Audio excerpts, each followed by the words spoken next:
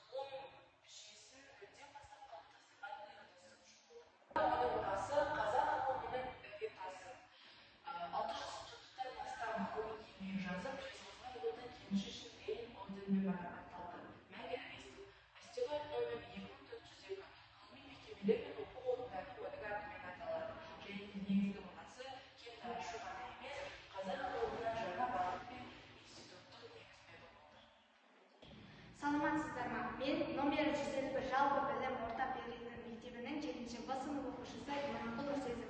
Менің жобам тақырыбы Герон су бұрқасының үй жағдайында қолдану. Жетекшім Исаева Динара Данияровна. Жұмыстың өзектілігі. Бөлме фонтаны үйдегі микроклиматтарды жақсартады, бізге қуаныш, жайлылық сыйлайды.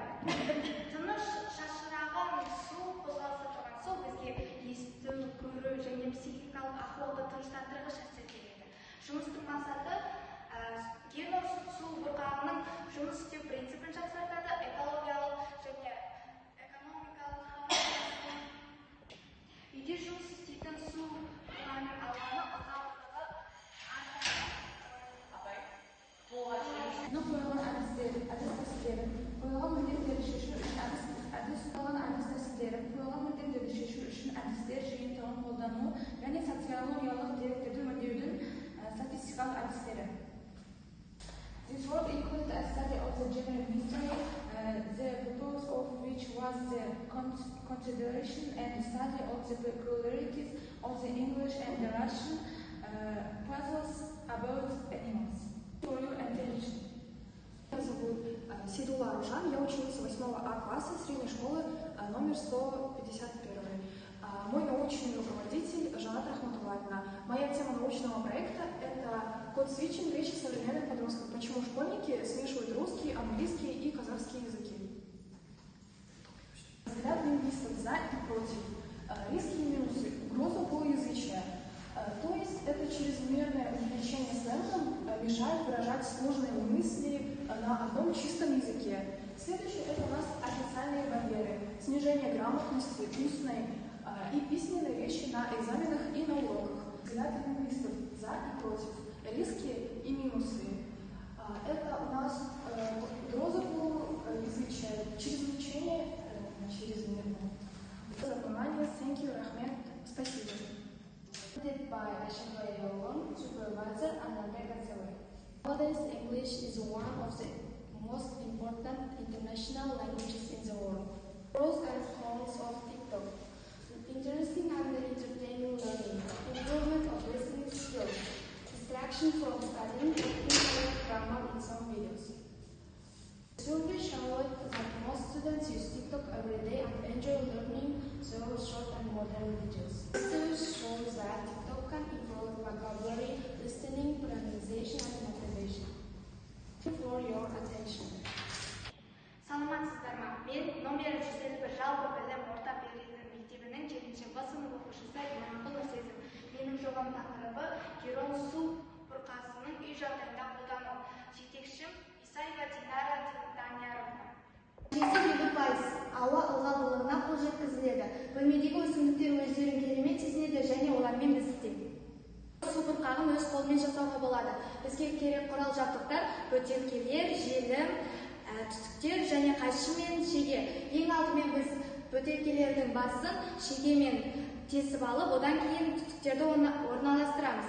Оларды орналастырып болғаннан кейін мен номер 151 жалпы орта білім беретін мектептің 9-шы сынып оқушысы Текебай Ауданай. Менің жетекшім Динара Даниярқызы. Менің жұмысымның тақырыбы зымыранды модельдеу және пайдалы жүкті қауіпсіз қондыру. Мақсаты зымыран моделін құрастыру және пайдалы жүкті жерге қауіпсіз қондыру. Бұл зымыран ұшыру негізінен Исаак Ньютонның 3-ші заңына негізделіп жасалған. Оған зымыран ұшыруда оған ауа кедергісі, алу күші және тарту күші әсер етеді. Жалпы менің ұсынып отырғаным зымыранды дрон арқылы жерге қондырып, оның қайда қонғанын GPS арқылы білу және оны қайда қолданысқа жіберу. Қауіпсіз қолданылу үшін парашют қолданылады. Ал менің ұсынысым зымыранды тауып, оған дрон арқылы пайдалы жүкті қауіпсіз жеткізіп, оны қайта қолданысқа жіберу. Бұлай келе, зымыран модельдеу әдісі болашақ инженерлер үшін өте маңызды бағыт. Сол үшін бұл қазіргі таңда кеңінен таралуда. Назарларыңызға рахмет. Мен номер 151 жалпы орта білім беретін мектебінің 9-шы сынып оқушысы Жұмаділдә Еркеназ. Менің жетекшім Бекжігітова Айнұр. Қазақстан тарихы пәнінен ғылыми жобам Қазақстанның білім беру жүйесіндегі реформалардың дамуы. Жобамның мақсаты Қазақстандағы білім беру жүйесінің реформаларының даму кезеңдерін анықтау. Оның ішінде білім беру реформаларының тарихына шолу жасау және қайдағы білім беру реформаларына цифрландыру жатады. Цифрландыруға электронды түрде оқыту технологияларының дамуы жатады. Одан кейін мұғалімдердің сапасы, мұғалімдердің қазіргі таңда оқып жатқан жаңа курстармен сертификатталуы және оқушылардың шығармашылық дамуы дейміз. Қорытынды осы білім беру реформаларының негізін анықтау. Осымен ғылыми жобам аяқталды. Назарларыңызға рахмет. My name is Artek. English around the world. English is one of the most popular languages in the world. Today, millions of people speak English in different countries. It is an international language. It is education, business, travel, and technology. Fun facts: more than 1.5 billion people speak English. English has words from many languages. It is called a global language. Conclusion: English connects people from different countries and countries. Learning English opens many opportunities for the future. Thank you for your attention. Номер 151 жалпы орта білім беретін мектебінің 9-шы сынып оқушысы Қалжігітова Арайлым. Тақырыбы иммунитетті күшейтетін табиғи сусындар. Иммундық шайдың адам денсаулығына әсері. Жетекшісі биология пәні мұғалімі Ментанова Меруерт Сембиевна. Жобаның мақсаты табиғи шайлар мен жидекті шырбаттардың адам ағзасының иммундық жүйесіне ықпалын жан-жақты анықтау. Гипотеза табиғи сусындарды жүйелі түрде тұтыну иммундық көрсеткіштер жасатып, шаршауға қарсы тұру қабілетін арттырады. Иммундық жүйесін табиғи жолмен қолдау мәселесі ерекше өзекті болып отыр. Экологиялық жағдайдың нашарлауы, ағзаның стресс деңгейінің жоғарылауы, түрлі вирустық аурулардың жүйелеуі және дұрыс тамақтанбау иммунитеттің төмендеуіне әкелуде. Осындай жағдайда сыншының зерттеу күнделігі иммундық шай және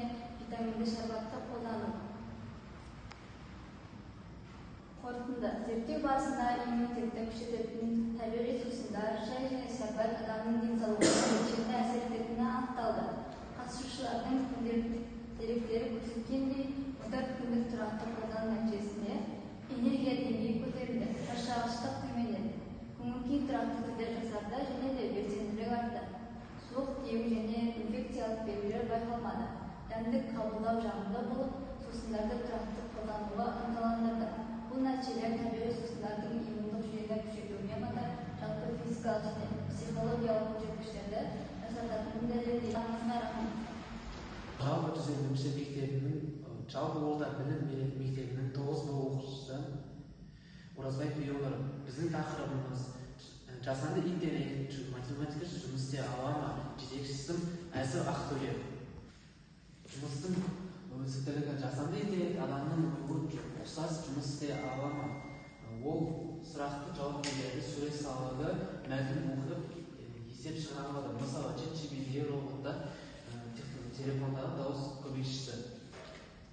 Жұмыстың мақсаты жасанды интеллект пен нейронды желі туралы түсіндіріп беру, олардың математикалық байланыстыру, анықтау және асанды интеллектті математикалық жұмыс істей алмайтынын түсіндіру.